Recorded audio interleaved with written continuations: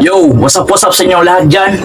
Ako nga pala si Roy Sigadal. Sa video ito, pag-uusapan natin kung paano maging isang astig na ama. Para ito sa mga kabataan na nilamon ng sistema.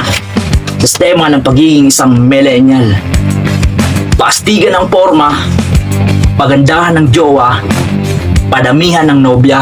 Pero pag nakabuntis, hindi marunong kung paano maging isang astig na ama. O diba? Astig. So wala na maraming daldal pa. Narito ang 5 tips kung paano maging isang astig na ama. Tips number 1. Trabaho. Oo, trabaho. Yan ang unang hakbang patungo sa pagiging ama. Kasi dyan mo kukuhain yung pagpapakain mo sa anak mo, pagpapaaral. Humanap ka ng permanenteng trabaho at marangal. Kahit hindi kalakihan ang sweldo, okay na yan.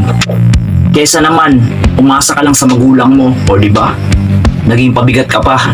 Kasi lahat ng bagay na gusto nating abutin, kailangan natin pagtrabahuan. May proseso, kumbaga, walang shortcut.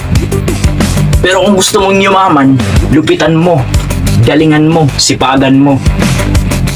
Tigilan mo na ang paglaro ng ML. Kung hindi mo man kaya tigilan, bawasan mo na lang. Huwag puro laro. Harapin ang realidad na isa ka ng ama. Tips number 2. Oras. Kahit waldasin mo pa lahat ng pera mo, hindi mo na mabalik ang oras. Sabi nga nila, time is gold. Kaya habang lumalaki ang anak mo, paglaanan mo ito ng oras. For example, may assignment yung anak mo, tulungan mo ito. Kahit sa simpleng pamamaraan lang, maramdaman man lang ng bata ang presensya mo bilang ama.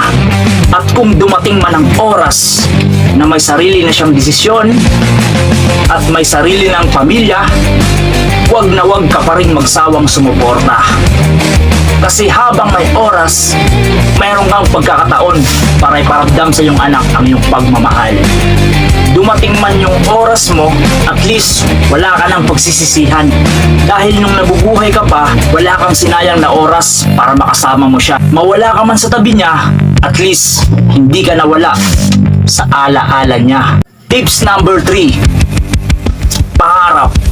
Mangarap ka para sa iyong pamilya. Kasi kung may pangarap ka, hindi ka maliligaw ng landas. Kasi may pangarap ka may tamang direksyon kang tinatahak. Kasi kung wala kang pangarap, yung pagiging ama mo ay napaka-komplikado.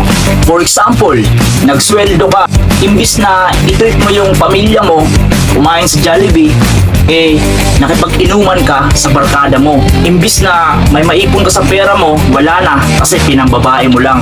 Kasi nga wala kang pangarap, naguguluhan ka kasi yung buhay mo walang direksyon. Ganyan ang mga taong walang pangarap. Kaya astig ang mga tatay na mayroong pangarap sa pamilya nila.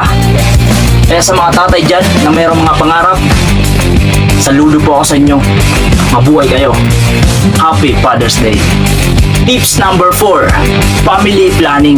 Family planning is very important. Lalo na ngayong 2023. Lahat nagkataasan. Oo, tumaas ang sweldo natin ngayong taon. Pero tumaas din ng doble ang mga bilihin ng dahil sa inflation.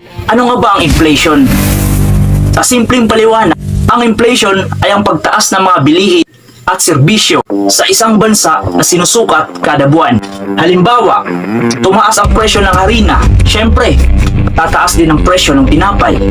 Sa panghalimbawa, nag-ipon ka ng 50,000 para sa pangarap mong iPhone at nabuo mo yung ipon na yon sa loob ng isang taon. Pero ang presyo nito ngayon ay hindi na 50,000 kundi 100,000 na. Yan ang tinatawag na inflation. Okay, back to the topic. Family planning.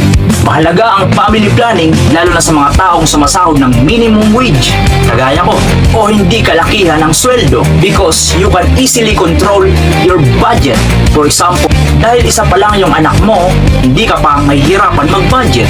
Mabibilhan mo pa ang anak mo ng mga gusto niyang laruan, makakain paminsan-minsan sa Jollibee at nakakapag-ipon ka pa kahit paano. At nakakasya mo pa yung sahod mo nang walang inuutangan. Ganun kahalaga ang family planning.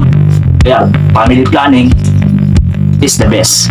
Lalo na kung kagaya mo lang ako, minimum wage lang yung sinasahod, mag-family planning ka muna bro. Kasi kung wala kang family planning, ewan ko na lang talaga, magkakapaong-paong ka sa utang. Tips number 5. Loyalty. Yes. Wala nang maraming paliwanag pa. Loyalty is the best. Kung gusto natin ng masayang pamilya, maging loyal tayo sa ating mga asawa. Yan ang tatay na astig. At dyan nagtatak ang video ko tungkol sa 5 tips kung paano maging astig na ama. Salamat sa inyong lahat.